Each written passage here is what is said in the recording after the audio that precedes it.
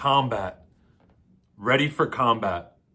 I say I don't want that, but what if I do? Those are the lyrics right out of the gate of the song Archer by Taylor Swift.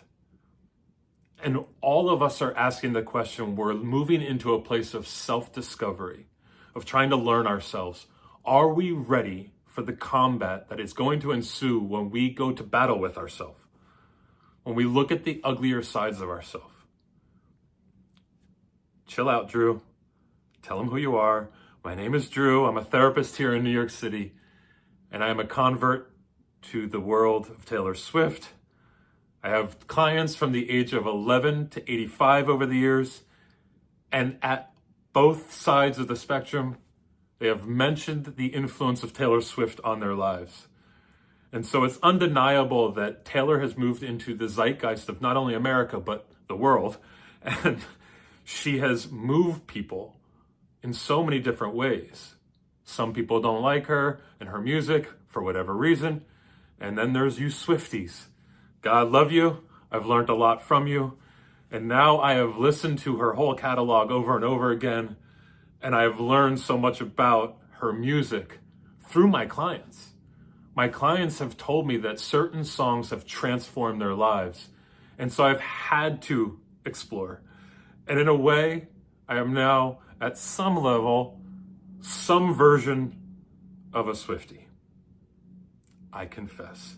And the beautiful thing about that confession is what I'm trying to do is match two worlds and bring them together, marry them together. The Enneagram, which is a personality profile with 9 types that we fit into. And it is a confessional experience to get involved in the Enneagram. It reveals who you are and the shadowy stuff of you. And then music, my other favorite, which also does the same. It's a mirror, it's a reflection of who we are. And artists come into our lives and help us understand ourselves. So are you ready for it? Are you ready? I know, it's the title of one of her songs. I'm going to do that a lot. Anyway, are you ready to self-explore? Why did I pick Taylor? Well, I told you, she has a swift spectrum, both in emotion and the gap of people that are willing to listen to and enjoy her songs. It is as wide as it could possibly be. And so is the breadth of the emotions that she shares. I think that she is kind of like a exhibitionist of sort, revealing herself over and over again. And through her diary or her songs, that she is telling a story of her life, which is really a story of our own lives. Whether you're a young woman, an older man, a dad, a daughter, a mom, a son, there is something that can resonate with you. And what has been beautiful for me to see is that she has helped families bridge gaps. And I think what they're doing is not just enjoying music together, but they're enjoying some kind of self-exploration of who they are as people. And so we are all practicing for life. And music helps us practice for life. It also helps us practice for engagement with each other. So I'm a mental health practitioner, and I hope to help you learn more about yourself, child to parent, parent to child. And I think the best way to start that off is with Taylor. So we're going to go into this song, Archer, as our anchor, our introduction. And I'm going to give you 9 songs going through each Enneagram type. If you don't know Taylor's songs that well, it doesn't matter. It's about music, and it's about the enjoyment of music. And so think about your favorite musicians. And if you don't know the Enneagram that well, cool. I've done more than 50 hours of content, most of them on the Enneagram. So you'll be able to go explore my other videos, which go way deeper into the Enneagram. So both young and old, a funkle like me, a fun uncle, who is learning more about Taylor so I can relate to my nephews, but also just going, wow, this stuff's kind of good and I'm really enjoying it. I want you to embrace music and Enneagram, put them together.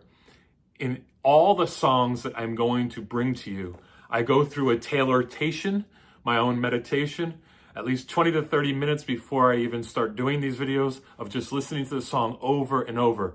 So I've probably listened to Archer 50 times, and I'm trying to bring my understanding of it to you so that it could help you heal and understand yourself. And as always, songs save lives. So this might be one of the songs that save your lives. I hope it is, and that you are going to learn even more about it.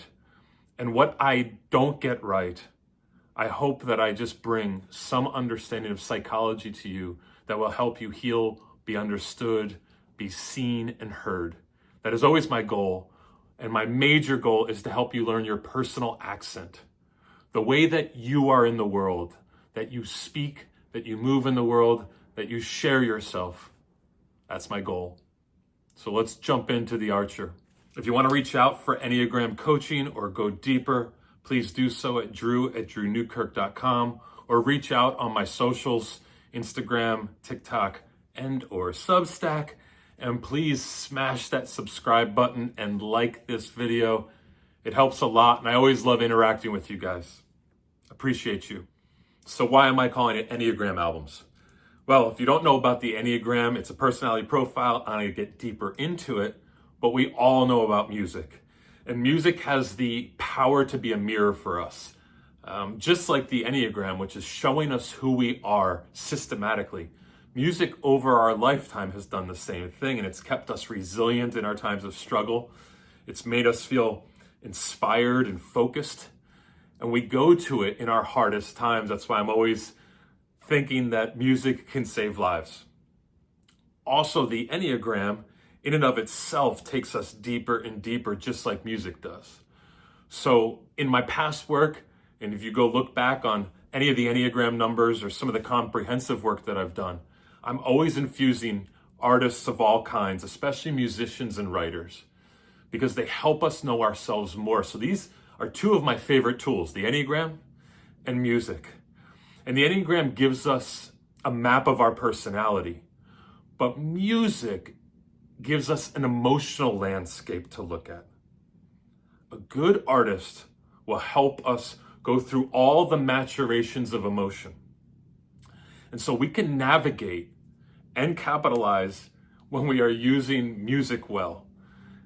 And it's one of the coolest things that I love about this powerhouse psychological combo. It is a powerhouse psychological combo of self-discovery. Music and the Enneagram are intertwined so that any song that you listen to, you could probably find vestiges of your own number or different numbers that might help you understand other people or yourself better. Artists are there to reveal more about ourselves through revealing about themselves, their internal world, so that we can identify and know ourselves better. The Enneagram does the same thing. It peels back layers and layers of ourselves systematically, so that the longer that you are in the Enneagram and trying to understand yourself through it, that the more years you spend practicing understanding it, the more you're going to know about yourself. Just like the more you listen to a song over and over again, the more you pick up intricacies you otherwise wouldn't have. My goal, and I've told you this before if you've watched any of my videos, is that you feel seen, heard, understood. I know that kind of feels cliche, but your personal accent is something I geek out on. Because first, I geek out on my own personal accent. I want to know how I live in this world and how my flavor shows up. So just as we're going to look at Taylor Swift's music, she has a certain way about her that when you start listening to a song, you know it's her. And we're all trying to do that in our own lives, try to become more of ourselves. So as we're listening to music, and you do not need to be a Taylor fan, but I do hope you become an Enneagram fan, that you start to listen to the music you love with a more keen ear for what it has to teach you about yourself. That it can establish and foster a deeper emotional connection for you with you. That music doesn't just describe our experiences, it helps us feel them. And so the Enneagram acts as this beautiful pair with music to save our lives and help us become our most authentic self. So this is what I love about it.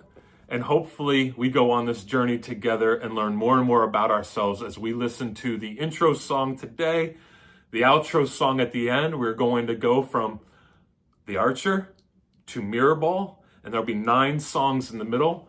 And then we'll carry on with other musicians and other songs as the Enneagram album unfolds over and over again. All right, this section is called Swiftly Typed. Humor me. I'm going to use Taylor Swift's name in all different word plays to make it fun for me first, and hopefully make it fun for you, and that you remember some of the core ways that we're going to look at both her music and the Enneagram. So in Swiftly Typed, what I'm going to do is just give a quick, swift look at this number, or in this particular area, just the Enneagram. This is an overview really quickly. Now, if you want to get a deeper overview, go look at my episode on Enneagram Explained, or each of the particular numbers. I go deep on all of them. This is just a cursory overview. I'm going to give you the top 10 things that you need to understand about the Enneagram so that you have some working knowledge. And if you're already an expert, this is just kind of a refresh. We're just getting ready before we get into the song. So we're going to look at number 1, which is the Enneagram as a name. It really means Ennea, 9, and gramma, well, something written or drawn. And this is from the Greek. So it really is distinguishing 9 different personality types.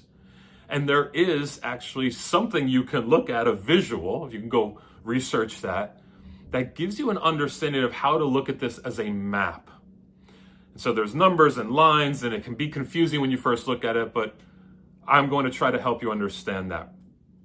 Now, what we know is that this word can sound a little weird, Enneagram. It's not familiar to us. That kind of language sounds a little kooky, kind of sounds horoscopy, but really it's how 9 numbers and 9 types in this regard are interconnecting. That we're all 9 numbers in a sense, but one really influences us the most.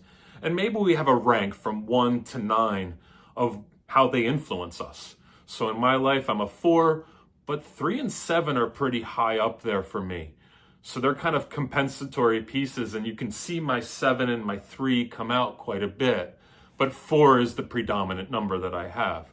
And it goes in order down to whatever my lowest number is. You don't need to know that because it's not important, but in these Enneagram cycle, we have core motivations, fears, desires, and behaviors.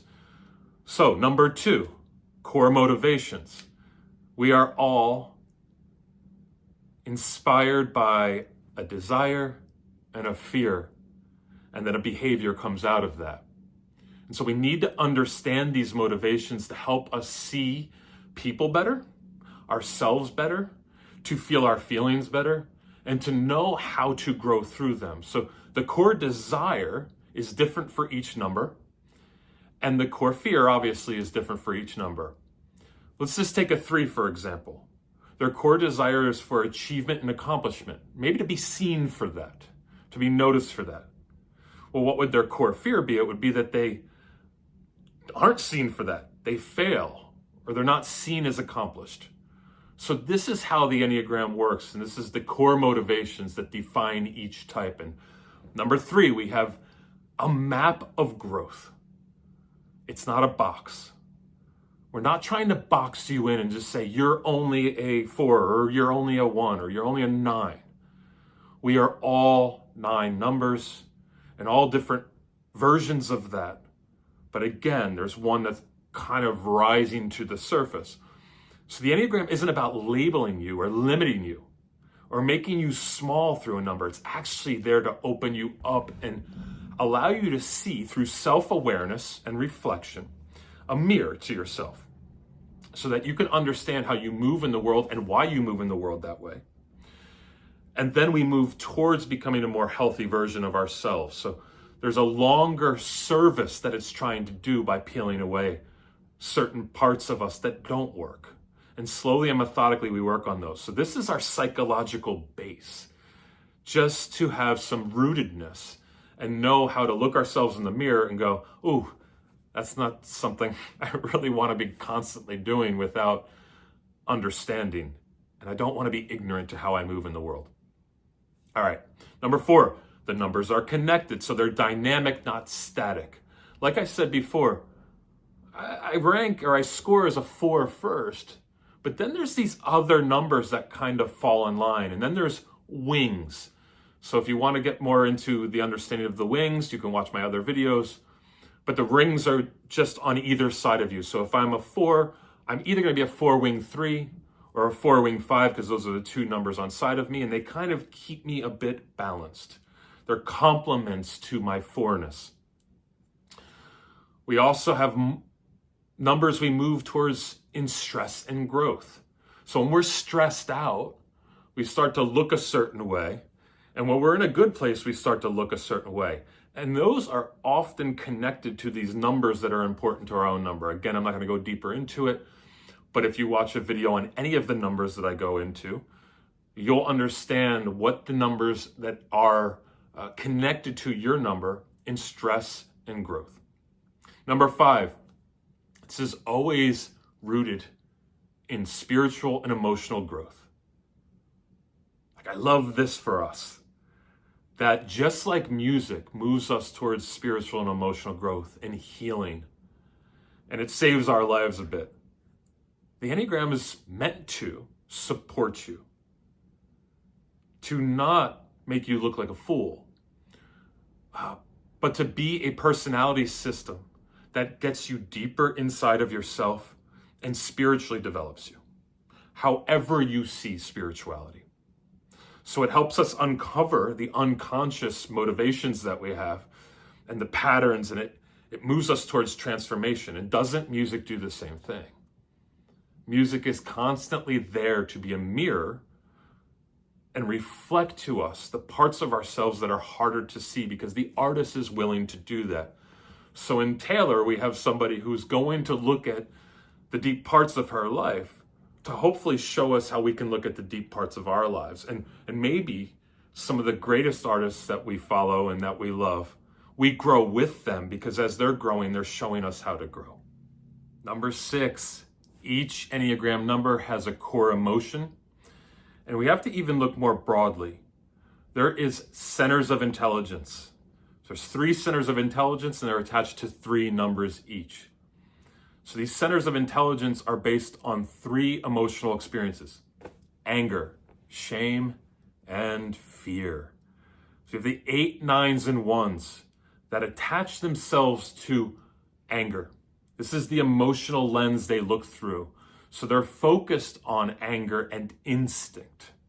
We have that 8, 9, and 1, and you might look at a 9 and go, they don't seem very angry, they're peacekeepers. Well, one of these numbers overdoes anger. In this case, the 8. One of these numbers underdoes anger. That's the 9. And one of these numbers kind of sits in the middle, and that's the 1. I like to say that anger is equally distributed amongst all of us. Some people look super aggro, some people look really passive, but I would say if you looked into the internal gadgetry of them and you did a look inside their system, you'd realize that they have an equal distribution of anger, but it's shown very different based on how they think anger will be perceived by other people. So maybe the 8 uses anger as a power tool, a power play. And 9 underplays anger because they want to be appreciated as somewhere to rest ahead, to be in a soft place. So if I'm in a bad place, I go to a 9 because they're peacekeepers and I want to be settled there. But anger is right under the surface. So then those are gut people. We have heart people that are 2, 3s, and 4s, and they are motivated by shame. Sadly, that's me. 4s overdo shame.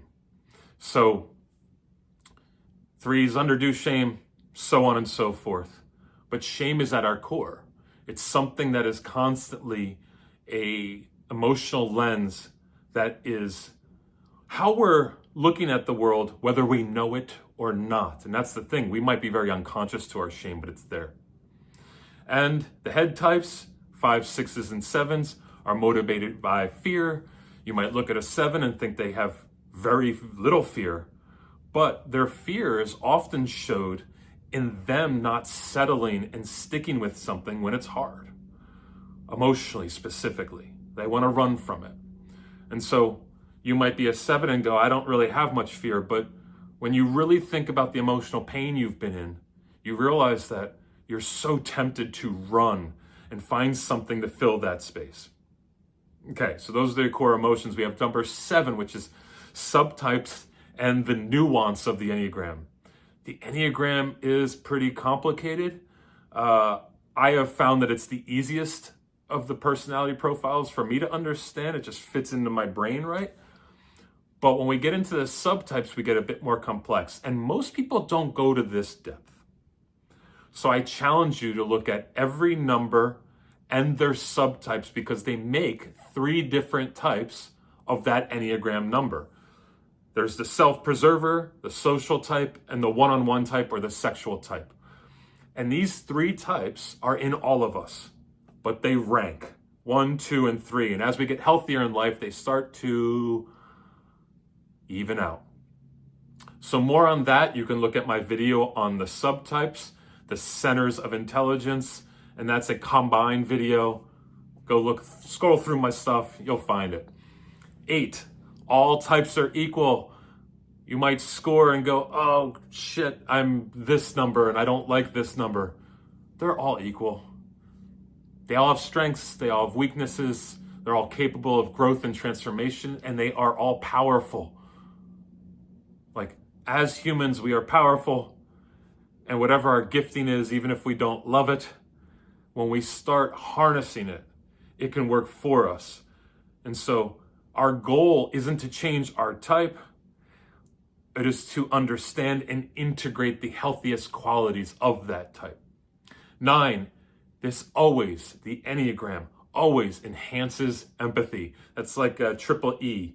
Enhance empathy through Enneagram. Enneagram, enhance empathy. Sidetracked. Whew. Where was I? It enhances empathy. If you are in a romantic relationship, try to figure out with your partner what their number is and help them understand what your number is. It diminishes our judgment, our biases, our frustrations. It fosters compassion. And we start understanding how somebody thinks, feels, and behaves differently. So by recognizing the needs and fears of others, their desires, their core motivations, we navigate that relationship differently. So when I have a couple come into therapy, it's one of the first things I'm thinking about. When I have 2 friends and we're sitting at a bar and they're starting to beef with each other, I try to help them understand each other through the Enneagram. Yes, even at a bar, I can be that guy. Finally, number 10, this is a lifelong journey. I tell everyone, on your deathbed, you will still be working through the struggles of your core motivations, how they affect your behavior. Your basic desire and fears will still be with you on your deathbed. But over time, we uncover the blind spots, the unconscious parts of us that we are unaware and ignorant to. We start to learn them. We come to a place of more authenticity and realness. So we chip away, and the Enneagram needs to be practiced. One of the reasons I do this video is because this is practice for me. I just get to practice over and over again the Enneagram and discipline myself in my approach to my own struggles. So that might not have been as swift as I wanted it to, but that was swiftly typed. The Enneagram 1 to 10 as I see it. Now let's move on to the song. This section is called Tailor Made. Why is this song tailor-made for the Enneagram?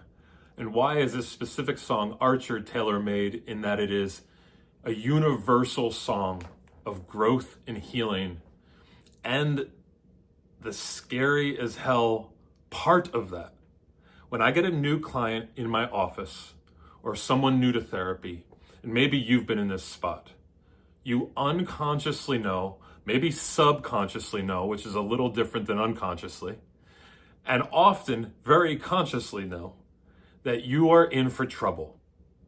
When you start to look into yourself deeper, you are going into combat, which brings us to the first lyric in the song. But this is the arc that I love. From the beginning of the song till the end, it is a reflective and longing towards a resolution of self. Combat. Ready for combat. I might not want that, but maybe I do. So loosely, Taylor's telling us, I'm going to go into this place of self-exploration, and I don't know if I'm going to like it, but I know it's probably the right thing for me. And then we bring that to the end of the song, spoiler, that she says, I see right through me, I see right through me, they see right through me. And who could stay? Who could stay? You could stay, you. Now, if we make that not about the person she's talking about, maybe the relationship's in, but her own relationship to herself, she goes from combat, knowing that she's going into a battle. Towards the end, last lyric, I can stay with me. I'm learning to be okay with myself. So we have to start with this metaphor of the archer. We have this bow. The bow often is about effort. The bow is like our foundation. Who are we? What makes us us? What symbolizes the tools we have inside of us that if we've worked on, we've developed, we have something strong and sturdy to hold. That our bow isn't weak. It's not inexperienced. That we've practiced using it. And that's just life. Like we're practicing life. We're learning about life. And so the bow is effort. And the bow, if it's weak and misused, is not going to allow the arrow to hit the target. So when we draw that arrow back, what are we looking for with intention? Is to hit the target. And the target requires focus, requires precision. It's our goal. And if we have poor aim, we miss the mark. And so in archer mythology, it's hard to say really quickly, we have the archetype of the archer. Now in storytelling, the archer is a guardian or a warrior. It's protecting from further back. It's kind of looking from further back and able to aim and take out targets. And so we count on this external look, pulling back, maybe criticizing ourselves a little bit, waging an internal battle of self-exploration. And the lyrics suggest that Taylor is trying to protect herself at one level, but still be vulnerable and emotionally honest and open. So if there's the target, we have the bow, well, then we have the arrow, and the arrow represents the choices we make, the actions. We don't always hit the mark, but we're moving towards that goal. And if we have poor aim, if we're disconnected from our goals, our purpose, our values, our heart, the love we have inside, our self-regard, then we will miss the mark often. And missing the target or the mark doesn't mean failure. It's just feedback. Many of us have grown up in environments in which sin was so highlighted or failures were so highlighted that we can't but take it out on ourselves constantly. But the beautiful thing about this song, I think, is that Taylor's giving us a reflection of the archer missing the mark, not as self-incrimination, not as a way to beat ourselves up, but to just grow in self-awareness and redirection, realignment. And so throughout the song, she's wrestling with her internal struggles, but just trying to be more honest with herself about those and courageous in taking the bow, holding it out, pulling the arrow back, and trying to hit the target. As she's taking on external criticisms and that internal war, this happens. Now, I just want to touch on sin for a second, because the actual word in the Bible, and I'm not trying to make this a religious thing, because I think this is across religions, and I think dealing with ourselves is so hard in general.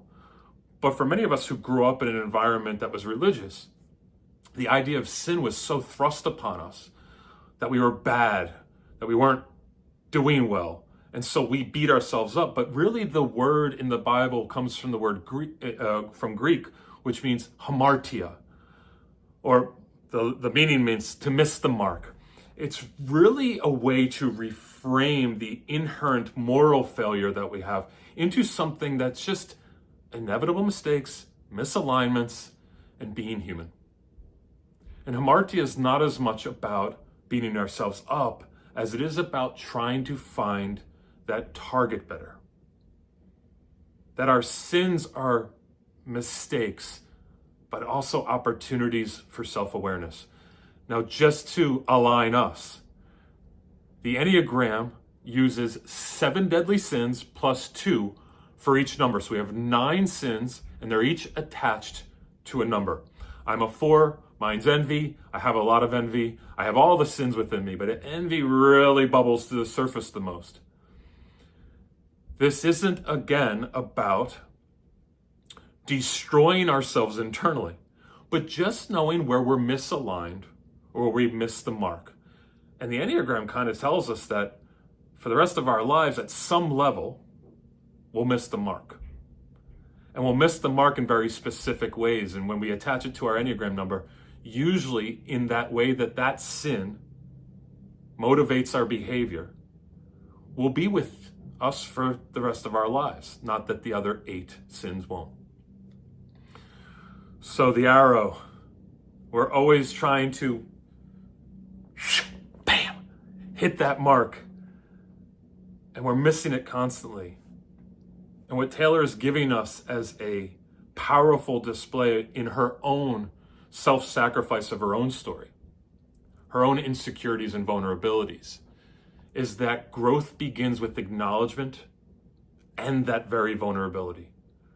And she captures this universal struggle we have to balance our ambition and our self-doubt. There's so much self-doubt in this song.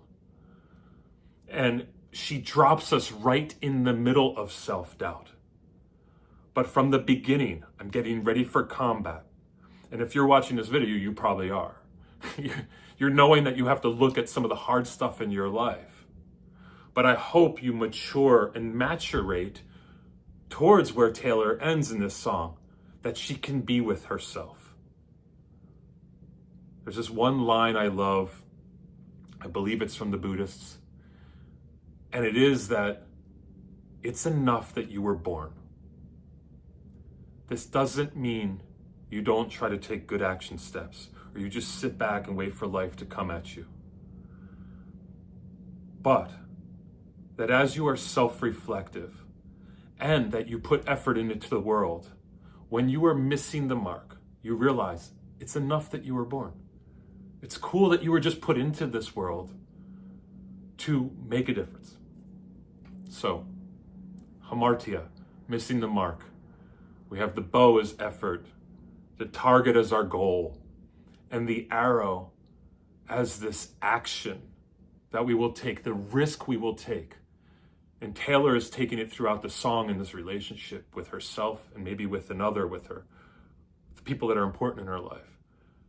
That she is still taking action, taking risk, and trying to align as she goes along and find out that hard, universal human truth, which is having some self-regard even though we're imperfect. And that's what the Enneagram teaches us, and that's what this song teaches us. Let's have more fun with wordplay and Taylor. This section's called the 2 Tay-Tays. Sounds weirder when I say it out loud, but These two Tay-Tays are like us, internally conflicted about both our strength and our weakness. We are two people at all times, usually on a spectrum. Some of us feel weaker than others regularly. Some of us feel stronger than others regularly. But mostly we are at battle with ourselves.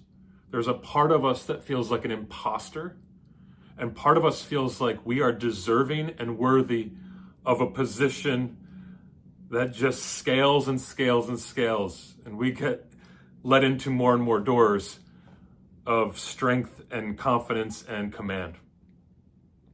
We are dualistic, and our goal is to be non-dualistic, to be less extreme with ourselves, to not overly inflate ourselves, but still be confident in the world, and not diminish ourselves regularly, but be honest about our weaknesses.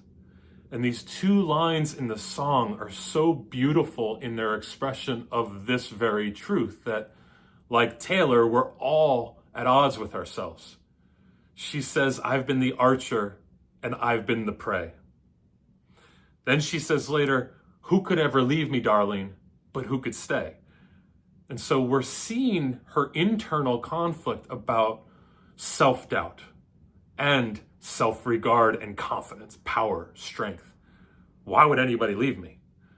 You know, it would be silly for you to leave me. It'd be silly for you to not be with me, because I've got it. And at the same time, but who would stay? I'm flawed, I'm broken, I'm imperfect, and I'm not worthy of love. I've been the archer. I've had my bow, I've pulled back the arrow, I have strength, and I can kill. I'm powerful. And I've been the prey on the run. And we all feel like that at times in our life. And I think one of the main things we're trying to reconcile with, whether it's therapy or self-help books or the Enneagram particularly, is how to bridge the gap towards confidence from weakness and not be either arrogant or self-defacing constantly. So these lines reflect her desire for control, and that striving for control and maybe even perfection when it's unhealthy. But then that part of her that feels totally flawed, hurt, and vulnerable. And so in the song, she's trying to get to a place of expressing that vulnerability and insecurity in a healthy way, being honest and open about it. And I think that's her pursuit. You know, that would probably be the pursuit based on things she said about herself. And then as she's striving for this strength and a healthy control, that she's aware of when it is unhealthy, when it's false and fake. And the archer symbolizes this agency and effort. And that prey side, well, that symbolizes that self-doubt and lack of control, that part that is feeling like they won't succeed, that person who is constantly saying, I feel like an imposter. I have not had many clients in my life who did not feel like they had the imposter syndrome at some point in their life, and that's so normal. We have to find the agency and the composure to step into those risky places. When forces from outside, whether just like the archer, it's wind or someone yelling in our ear or, storm, rain, it's going to affect the arrow. So I just wanted to touch on this, that we feel like a sinner and a saint. We feel competent and able and an imposter.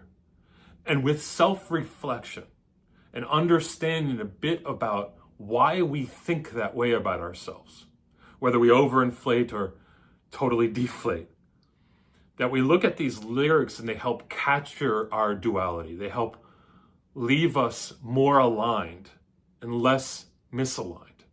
That we start to judge ourselves more accurately and look at ourselves with a certain level of understanding of our imperfection and the spectrum that's on, and which areas that we step in to suggest more weight to that growth process, to recognize this duality and strive for more alignment, embracing actually both our weakness and our strength, and just refining, aiming more appropriately, and balancing and pulling that bow back, and then the arrow just tries to hit that point. Let's move into reflection. I don't have kids, but I'm starting to think I'm building a reputation as a guy who does some version of dad jokes with this Taylor wordplay, but I'm going to go do it again and do it on an overload. We are coming to our conclusion, and I'm going to call this section Endgame in each of my videos. The end will be called the Endgame, for those of you who know. It is a type of closure. Yeah, I just named 2 Taylor Swift songs. I'm a new convert, so I'm learning the ways of you Swifties. But as a experienced therapist and somebody who is an Enneagram expert, let me challenge you. We have to look at the dark sides of ourselves and also the strengths we're unwilling to unleash to the world. Music and the Enneagram do one powerful thing that I love. It's a gravitational pull towards ourselves. That both music and the Enneagram penetrate in a way like no other to me, and maybe to you. And that when the artist, the musician, is doing their job like I think Taylor is doing with this song Archer, she's not being harsh or degrading, but her desired impression is hitting its target in that she is helping us to reflect on the parts of us that are going unseen by ourselves and to challenge us to face those. And so as we become unmasked, as we are a fair witness to the internal stuff inside of us that we want to run from or hide from or push away, that the artists in the world that we love give us the courage to come face to face with them. And our inner observer becomes more and more sharp, just like our ear becomes more sharp to a song we listen to over and over again. As we try to get into the intricacies of that song and how it moves us and how we develop an understanding of our emotional landscape. And so this identification is pretty awesome. I want to give you 2 lyrics to move out with. When she says dark side, I search for your dark side. Let that be you looking for your own dark side. And in the same sense, I wake in the night, I pace like a ghost. It's about, I think, this part of us that floats in the background that's a bit hidden, that we don't let everyone see, that we bring these hidden parts into the light. We have to confront them and confront ourselves. And we have these opportunities in music and with the Enneagram to get more connection and authenticity, more connection with the outside world, because we're knowing ourselves so much more. So the Enneagram and your type can be looked at through the lens of music to shape you. So engage with this part of yourself that you kind of put in the back, because the most beautiful things about you are there, and some of the most ugly things are there.